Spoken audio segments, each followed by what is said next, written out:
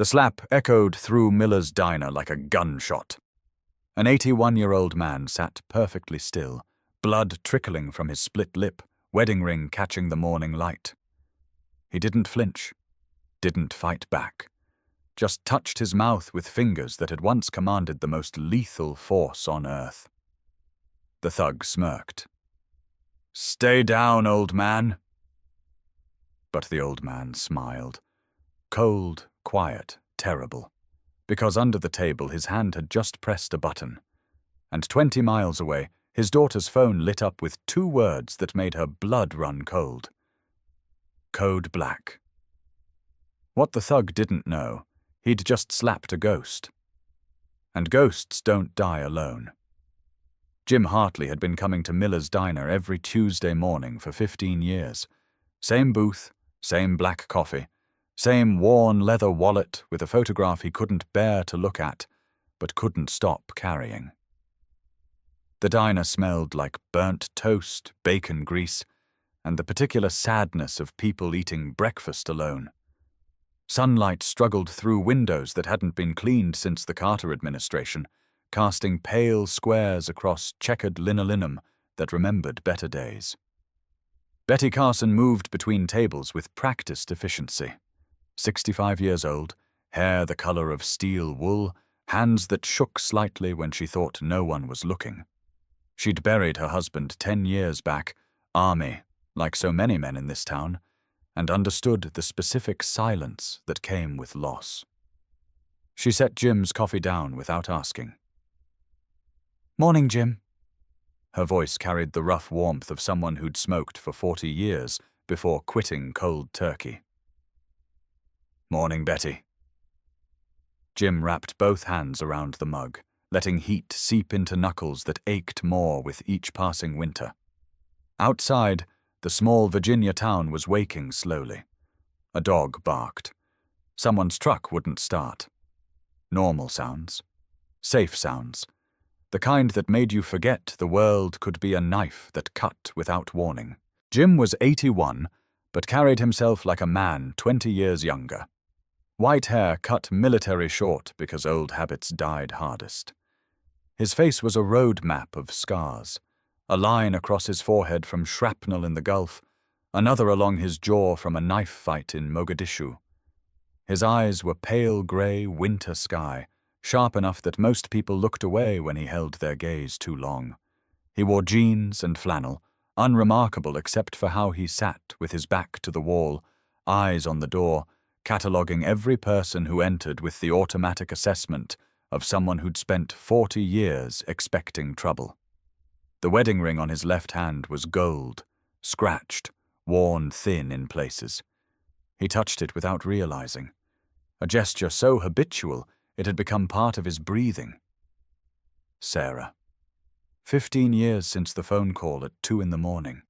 15 years since he'd stood in rain watching them pull her car from the ravine, knowing that brake lines didn't just fail on 3-year-old vehicles, but knowing and proving were different countries, and he'd been stuck at the border ever since. He pulled out his wallet, opened it to the photograph sleeve. Sarah and Emily, 16 years ago, sitting in this same booth. Sarah's blonde hair catching sunlight, Emily's gap-toothed grin at 19. The plastic was worn smooth where his thumb had traced Sarah's face thousands of times. 15 years. The police called it an accident. Tragic. But these things happen. Jim had spent 15 years proving them wrong, chasing ghosts through databases and old contacts. He was still looking. He owed her that much. The bell above the door chimed. Jim's eyes flicked up. 4 men. Wrong. Everything about them was wrong. They moved like soldiers but without discipline. Weight forward, aggressive, scanning the room with attention that came from expecting violence. The first one was built like a bull, neck thick as a tree trunk, tattoo creeping past his collar. Behind him, 3 more, spreading out with practiced choreography. They weren't here for coffee. Jim set his wallet down slowly, left it open to Sarah's photograph. His hand drifted under the table, fingers finding the small device taped to the booth's underside. A panic button he'd installed 3 years ago, linked directly to Emily's phone. It had seemed paranoid then. Sarah always said his paranoia would outlive them both. Turned out she was half right. The bull walked straight toward Jim's table. Up close, Jim catalogued everything. Slavic features, eyes like dirty ice, scar through his left eyebrow.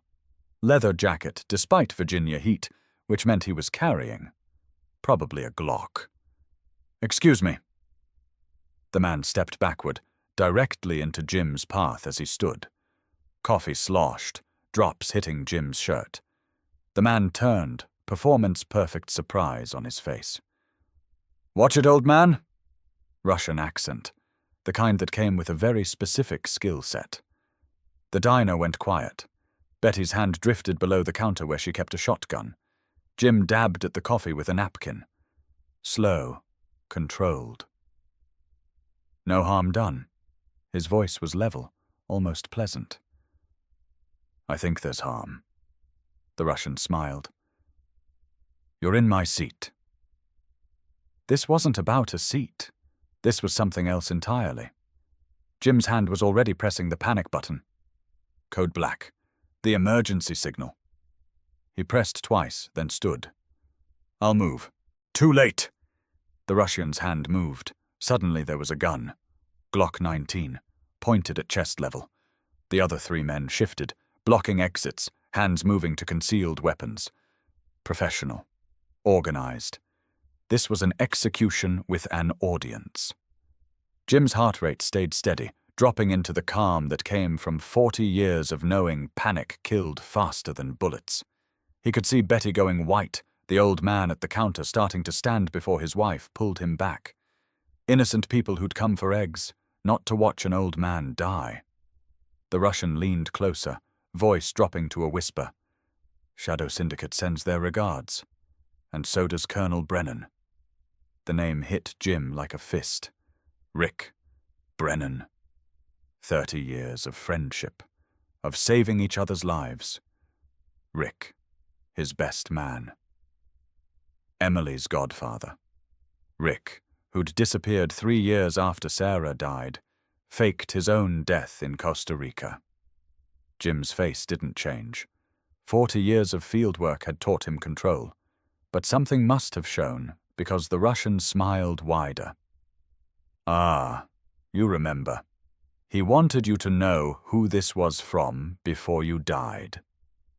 The slap came fast, professional, designed for maximum impact and humiliation.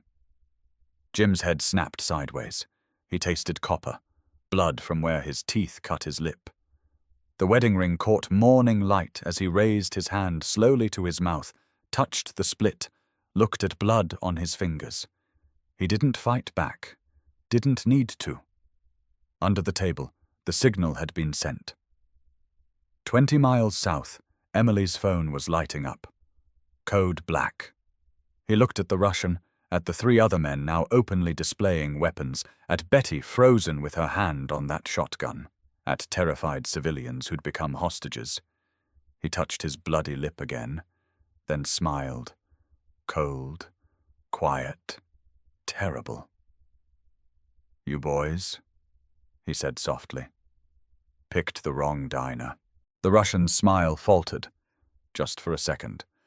"Big talk for someone about to—" Jim kicked the table. Hard. The edge caught the Russian in the stomach, drove him backward. Coffee mugs exploded. Jim's hand flashed to his boot, came up with a knife. 7 inches of carbon steel that had saved his life more times than he could count.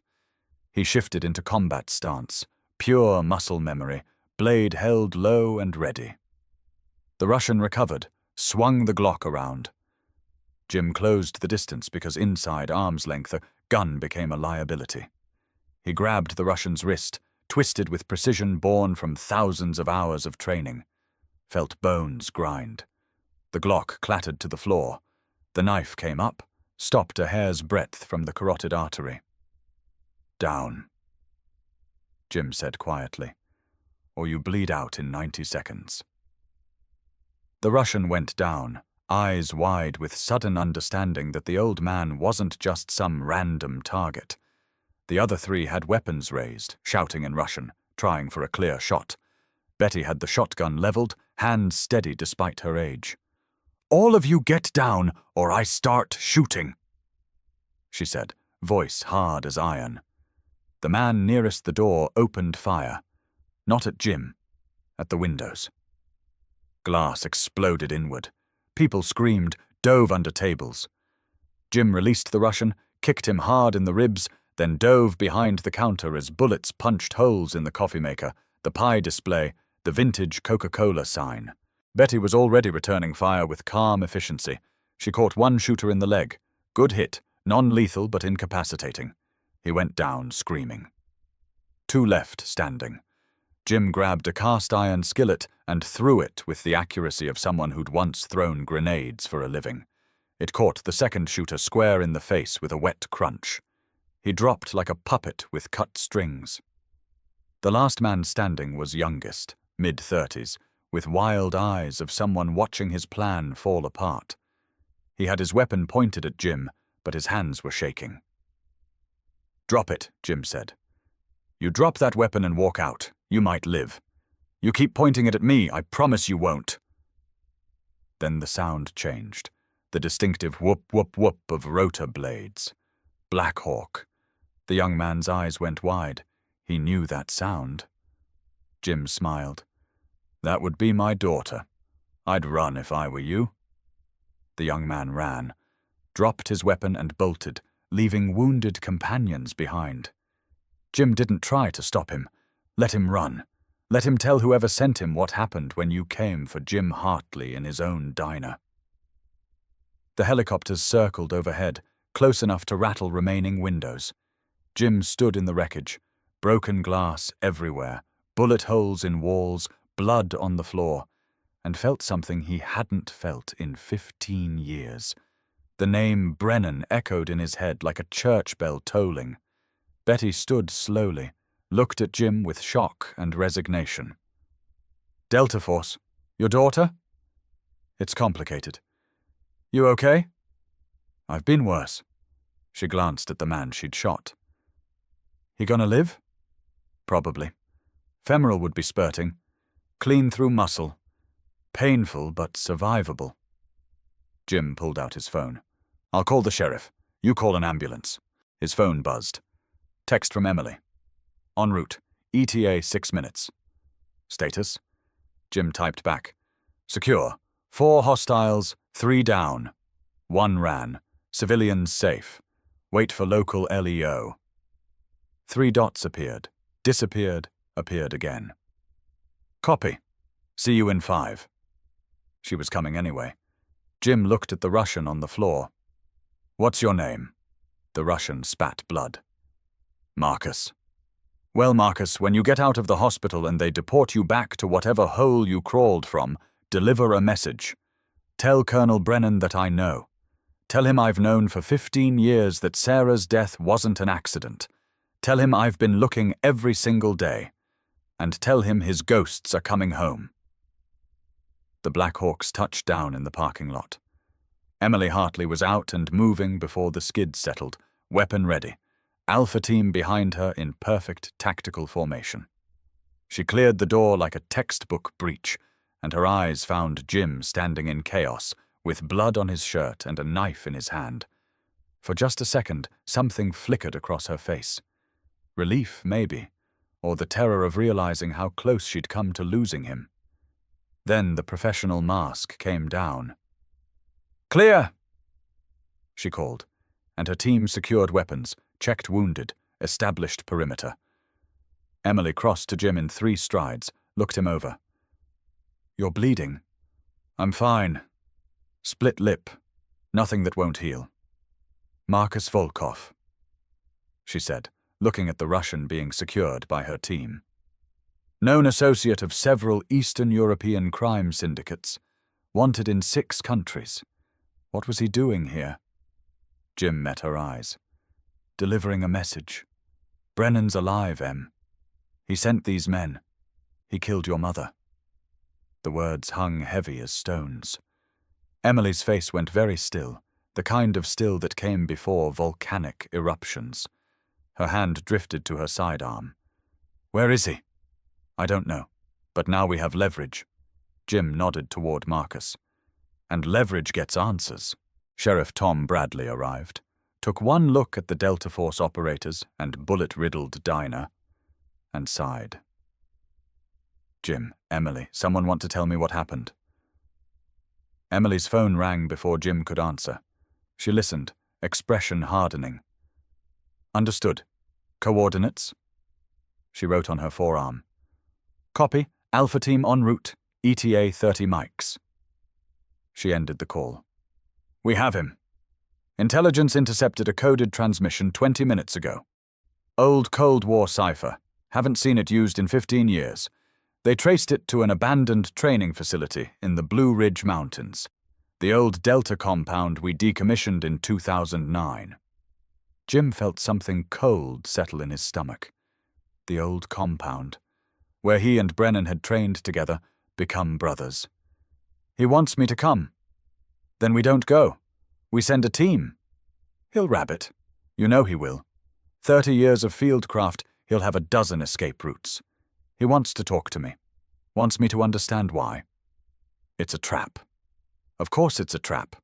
But it's the only way we get closure. The only way we find out why. I have to go." "Then I'm going with you. Non-negotiable, Dad. Alpha Team provides overwatch and extraction. We do this smart, careful, and we all come home." She was already issuing orders. "Jake, take point. Maria, overwatch. Find high ground with clear line of sight. Devon, Tech, I want full surveillance. We go dark, quiet, and we don't give this bastard a chance to slip away." The drive took 40 minutes, Blackhawks paralleling their route. Jim sat in Emily's tactical vehicle, watching Virginia roll past, thinking about the last time he'd seen Rick Brennan. 3 years after Sarah's funeral. A bar in Arlington, both drunk. Rick talking about leaving, disappearing somewhere warm. Jim had thought he meant retirement. "I'm tired," Rick had said. "Tired of pretending. Tired of being second best. Tired of watching other people get everything I should have had." Jim had barely listened, too wrapped in his own grief. 6 months later, Rick was dead, drowning in Costa Rica, body never recovered, paperwork so clean it had taken 3 years of digging to find inconsistencies. "You okay?" Emily's voice pulled him back. "Just thinking about Rick, about how I missed it. 30 years and I never saw what he was becoming." "Jealousy?" "People have killed for less. Jealousy, envy, feeling cheated. Those are old poisons. They've started wars, toppled kingdoms, turned friends into enemies. We're about to get answers, and answers don't care whether we understand them." The compound appeared through trees like a ghost. Chain-link fence topped with razor wire, guard towers empty, buildings institutional grey. Decommissioned in 2009 after budget cuts. Since then, it had sat empty, waiting. Brennan had made the decision for them, turning it into hiding place or trap, or maybe just a stage for whatever final performance he'd planned. Emily parked a quarter-mile out. They approached on foot while her team dispersed. Maria found overwatch on a ridge. Devon set up equipment, monitors glowing with drone feeds. Jake took point with the rest of Alpha Team, establishing perimeter that would collapse inward at Emily's signal. Jim and Emily walked through the front gate, like arriving for a scheduled meeting. No stealth. Brennan had invited them, and they were accepting with full weight of Delta Force backing their play. The main building's door was open. Inside, mildew and decay, years of abandonment. Their footsteps echoed on concrete, and somewhere in darkness, a voice spoke. "Jim, I was starting to think you wouldn't come." Rick Brennan stepped into sunlight slanting through a broken window. Older, grayer, carrying 79 years and untold sins, but unmistakably Rick. Same sharp eyes, same military bearing, same face Jim had trusted with his life across 3 continents. "Hello, Rick." "You brought Emily. Always did have trouble following orders." Brennan smiled, thin and bitter. "Hello, goddaughter, you've grown up." Emily's hand was on her sidearm. "Colonel Brennan, you're under arrest for murder of Sarah Hartley, conspiracy to commit murder, treason, and approximately 24 other charges. Efficient, professional. You trained her well, Jim." Brennan's smile widened. "But we both know she's not going to arrest me. Not until she hears the truth. Not until you understand why Sarah had to die." Jim's fists clenched, but his voice stayed level. "There's no version where killing an innocent woman makes sense, Rick." "Innocent?" Brennan laughed like breaking glass. "Sarah wasn't innocent. She was the reason you got everything I deserved. The promotion in 2009. They chose you because you had a family, because you were stable and grounded. I was better, Jim. Faster, higher kill count, more successful missions. But you had a wife who smiled at the right people and made you look like husband material instead of what we really were. Killers with government permission." Emily's jaw tightened, but Jim's hand on her arm held her back. "Not yet. Let him talk." "I gave my entire life to Delta Force," Brennan continued, pacing like a caged animal. 40 years of bleeding for this country. And when it came time to choose a director, they picked you. Not because you were better, because you had a pretty blonde wife and a daughter and looked good in recruitment photos. So you killed her." Jim's voice was flat. "You murdered Sarah because I got promoted. I gave you a chance to quit. After she died, I waited for you to fall apart, to resign, to prove without her you were nothing. But you didn't.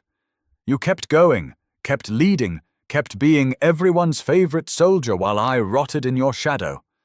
So yes, I killed her. I cut the brake lines and watched the news and waited for you to break. Except you never did." The words hung like smoke from a funeral pyre. Emily made a sound between sob and growl, weapon coming up, trained center mass on the man who'd been her godfather, who'd taught her to ride a bike. Wait."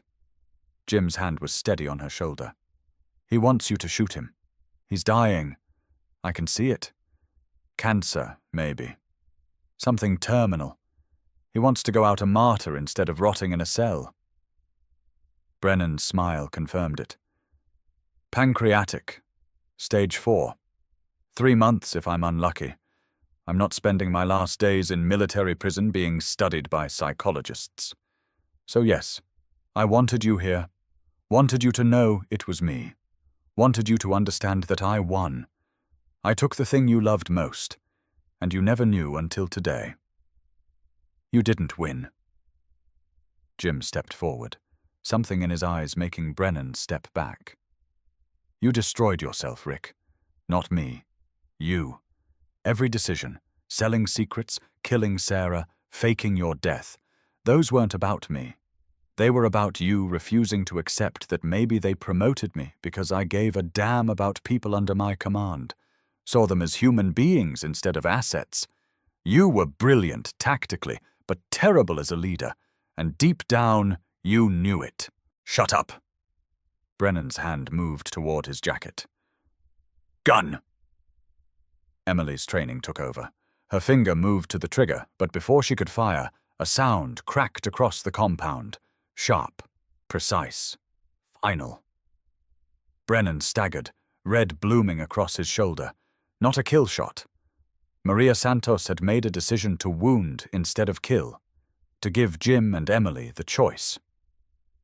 "Down!" Emily was moving, weapon trained. "On the ground, hands visible now!" Brennan collapsed to his knees, hand pressed to his shoulder. Blood seeped between fingers. He was laughing. "You still don't get it. Shadow Syndicate isn't done. I'm just one piece. There are others. They know about Emily. When I'm gone, they'll keep coming. Let them come. Jim stood over the man who'd been his brother. "We'll be ready." Alpha Team moved in, securing Brennan with zip ties, field dressing his shoulder. Emily read him his rights, voice steady despite tears tracking silently down her face. Devon was on comms, calling for medical evacuation and federal transport. Jim walked outside into sunlight that felt too bright. Emily followed, leaning against him. Not quite a hug, not quite collapse. Something between that said she needed the reminder he was still here, still solid. "I wanted to kill him," she said quietly. "I know. I still want to kill him. I know that too. But you didn't. That's the difference between us and him. We choose to be better than our worst impulses. Does it get easier? Living with it?" Jim thought about 15 years of mornings without Sarah. "No, but it gets different. The sharp edges wear down. You learn to carry it instead of letting it carry you. Eventually you remember the good parts more than the bad. Mum's laugh instead of how she died. The life she lived instead of how it ended." They stood while Alpha Team processed the scene, while helicopters came and went. The sun was setting, painting the Blue Ridge Mountains gold and crimson. "We should visit Mom," Emily said. "Tell her we found him. Tell her it's over." Jim nodded. "Yeah, we should." The cemetery was quiet in the way only cemeteries can be.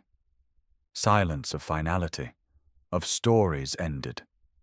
Sarah's grave was under an oak tree, now grown tall enough to shade the granite headstone. Sarah Elizabeth Hartley, beloved wife and mother, her light lives on. Jim knelt in recently mowed grass, placed his hand on cool stone. Emily stood beside him, her hand resting on his.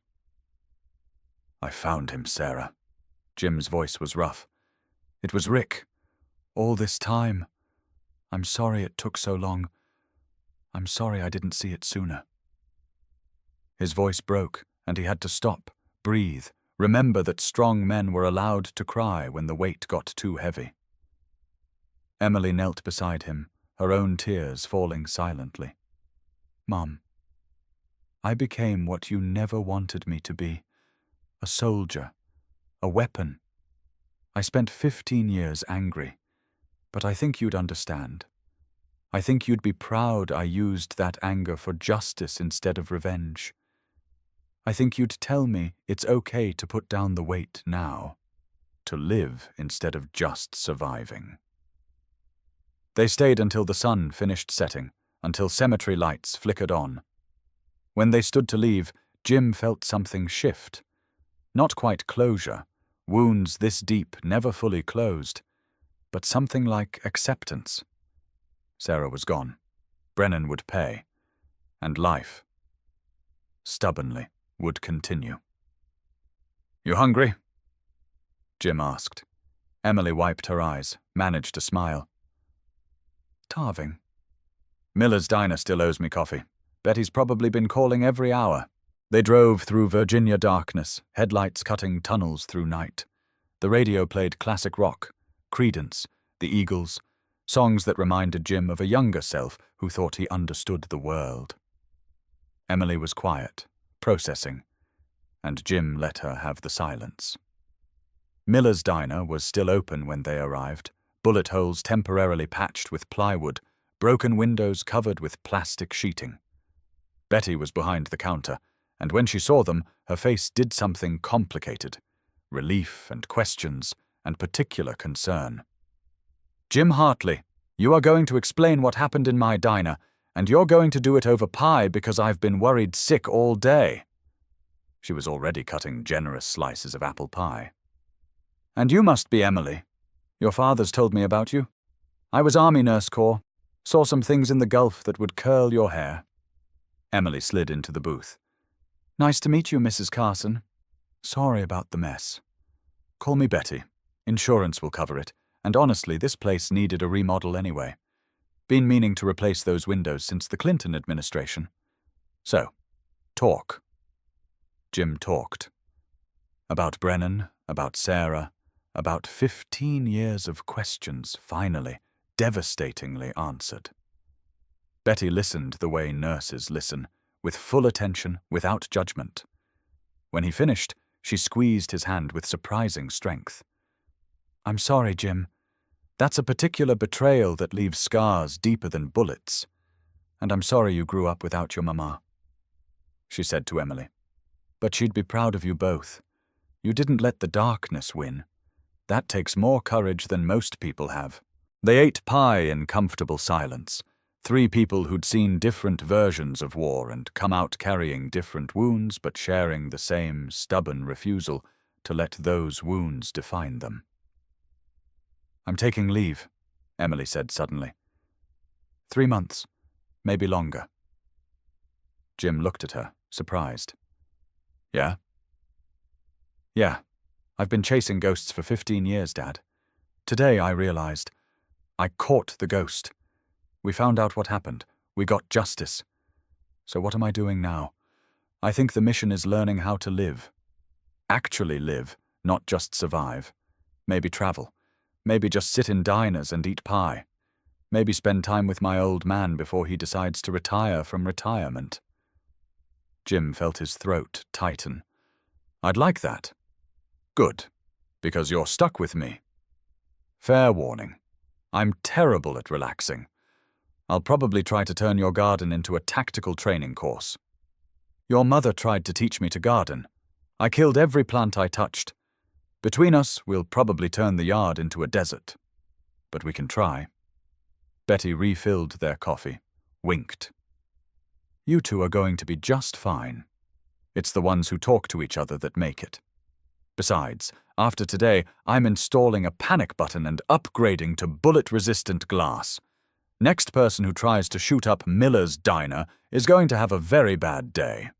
Now eat your pie before it gets cold. They ate. They talked about small things.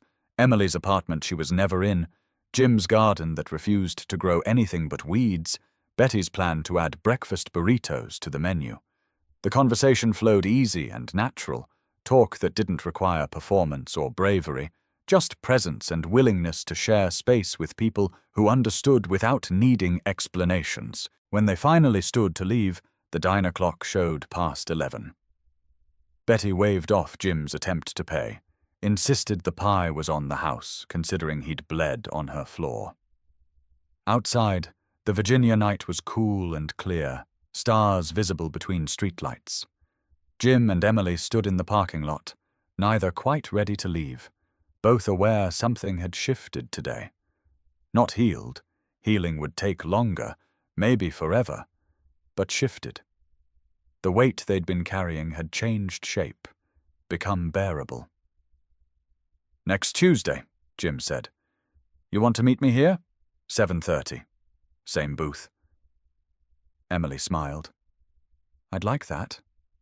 She hugged him, really hugged him, not the brief, awkward embraces of people who'd forgotten how to be soft with each other, but a real hug that said, I'm here, you're here, we survived. Love you, Dad. Love you too, kiddo. She climbed into her vehicle, tactical, black, completely inappropriate for civilian life, but typically Emily. Jim watched her drive away, taillights disappearing, and felt something unfamiliar stirring. Not quite hope, not quite peace, but something adjacent to both, something that suggested the future might hold more than endless Tuesdays of coffee and grief. He looked up at the stars, at the vast, indifferent universe, and spoke quietly to darkness. I found him, Sarah. I kept my promise. Emily's safe, and I think we're going to be okay. Not today, maybe not tomorrow, but eventually we're going to be okay. The stars didn't answer. They never did. But Jim hadn't expected them to. He'd spent enough years in the dark to know some questions didn't have answers. Some wounds didn't fully heal, and some promises could only be kept by continuing to show up day after day, Tuesday after Tuesday, until eventually the showing up became its own kind of redemption. He drove home through empty streets, parked in the driveway of the house he'd shared with Sarah, walked through rooms that still held echoes of her presence. Tomorrow he'd call the contractor about those repairs. Maybe paint the living room a color Sarah had always wanted. Maybe buy plants and actually try to keep them alive. Maybe for the first time in 15 years allow himself to imagine a future that wasn't just about vengeance or justice, but about simply living. He set his wallet on the nightstand, opened it to Sarah's photograph.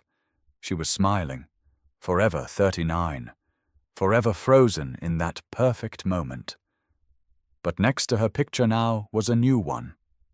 Emily at her promotion ceremony, captain's bars shining, pride and strength in every line of her face. Past and present, loss and continuation, grief and hope existing side by side in worn leather. Jim closed the wallet, turned off the light, and lay in darkness, thinking about Tuesdays. About coffee and pie, and daughters who knew how to hug. About gardens that might actually grow something if he tried. About Betty Carson and her bullet-resistant glass and fierce determination to rebuild. About Emily taking leave to learn how to live. About the slow, difficult, necessary work of letting go without forgetting, of honoring the dead by refusing to become ghosts ourselves. And for the first time in 15 years, when sleep finally came, Jim Hartley didn't dream of car crashes and brake lines and unanswered questions. He dreamed of Sarah in the garden, laughing at his inability to tell weeds from flowers. He dreamed of Emily teaching him to use a smartphone while he pretended to be confused just to hear her laugh. He dreamed of Tuesday mornings at Miller's Diner with pie and coffee, and the particular peace that came from knowing justice, however delayed, had finally arrived. He dreamed of a future that didn't require him to be anything other than a father, a friend, a man who'd loved deeply and lost terribly, and somehow, against all odds, found his way back to something resembling hope. The ghosts were finally quiet, and Jim Hartley, 81 years old, decorated veteran, widower, father, survivor, slept peacefully for the first time in 15 years.